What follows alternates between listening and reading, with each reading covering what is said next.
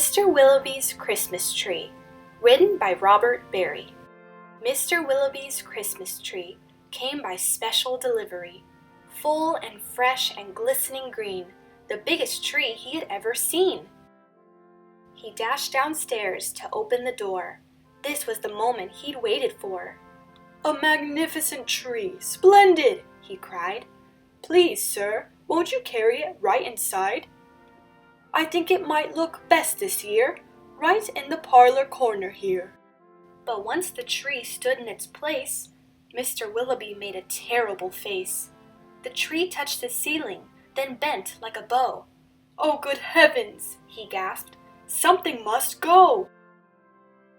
Baxter the butler was called on in haste to chop off the top, though it seemed quite a waste.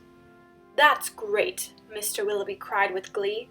"Now we can start to trim my tree."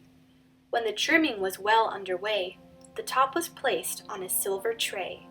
Baxter said, "I know just who'd be delighted with this Christmas tree."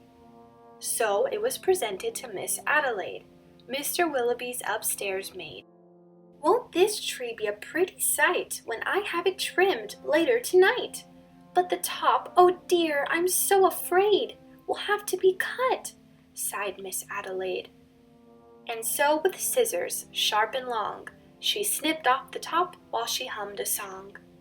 The top was set out the very next day in back of the house to be thrown away.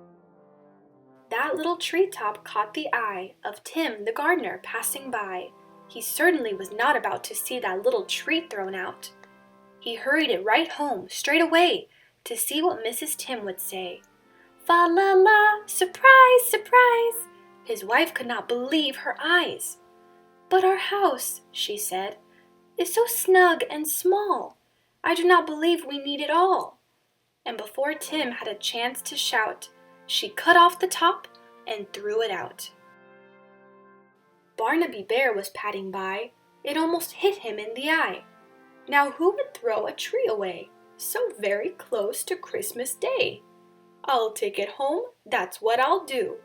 Look, Mama Bear, I've a present for you." "Isn't it a pretty tree?" yawned Mama Bear quite drowsily. "Before we go to sleep this year, let's have a Christmas party, dear." But Little Bear, standing off far, cried out, "That tree won't hold a star." Barnaby said, "Let's cut a hunk off at the bottom, here at the trunk." But Mama Bear just shook her head and sliced the treetop off instead. "Jolly by golly," Barnaby said with a kick. "Mama, that surely is just the right trick. Let's trim it with bells and honey rings, some berries and tinsel and popcorn on strings." Mama said, "Trim it just as you like. I've got to tidy up for the night. This top we won't need any more. I'll put it just outside the door."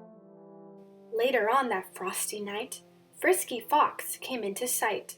He spied the treetop, rubbed his chin, opened his sack, and stuffed the top in. He scampered home and jumped his gate. This Christmas present couldn't wait. "It's even better than mince-meat pie," said Mrs. Fox with a happy sigh. Then the foxes saw that their Christmas prize was just a wee bit oversize. "There, my dears, now don't you worry. I'll fix this top now in a hurry." Benjamin Rabbit found it then, just outside the fox's den. "It seems," he thought, "most certainly, Santa left that for my family." "Look!" he cried. "See the tree I found!" With that he called his family round. Then there was a merry-making, rollicking, frolicking, carrot-shaking celebration around the tree. All were happy as rabbits can be.